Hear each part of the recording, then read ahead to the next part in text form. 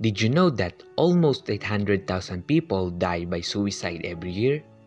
One person dies from suicide every 40 seconds. Suicide is the second leading cause of death in individuals aged 15 to 29 years. That's why we need a good mental health to avoid those things. What is mental health? Mental health includes our emotional, psychological, and social well-being. It affects how we think, feel, and act. It also helps determine how we handle stress, relate to others, and make choices. Mental health is important at every stage of life, from childhood and adolescence through adulthood. Mental health is important for everyone. So, now that if you're facing a mental health challenge, you are not alone.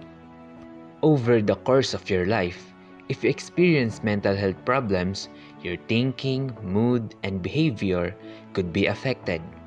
Many factors contribute to mental health problems, including biological factors such as genes or brain chemistry, life experiences such as trauma or abuse, family history or mental health problems.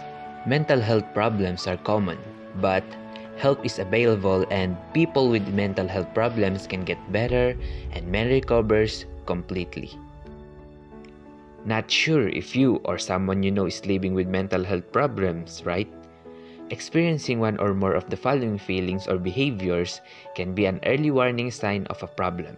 Those are eating or sleeping too much or too little, pulling away from people and usual activities, having low or no energy, having unexplained aches and pains, feeling helpless or hopeless, smoking, drinking, or using drugs more than usual, feeling unusually confused, forgetful, on edge, angry, upset, worried, or scared, yelling or fighting with family and friends, experiencing severe mood swings that cause problems in relationships, having persistent thoughts and memories you can get out of your head, thinking of harming yourself or others, and inability to perform daily tasks like taking care of your kids or getting to work or school. Mental health and wellness. Positive mental health allows people to realize their full potential, cope with the stresses of life, work productively, and make meaningful contributions to their communities. These are the ways to maintain positive mental health. It includes getting professional help if you need it, connecting with others, staying positive, getting physical active, helping others, getting enough sleep, and developing coping skills. You don't have to be positive all the time.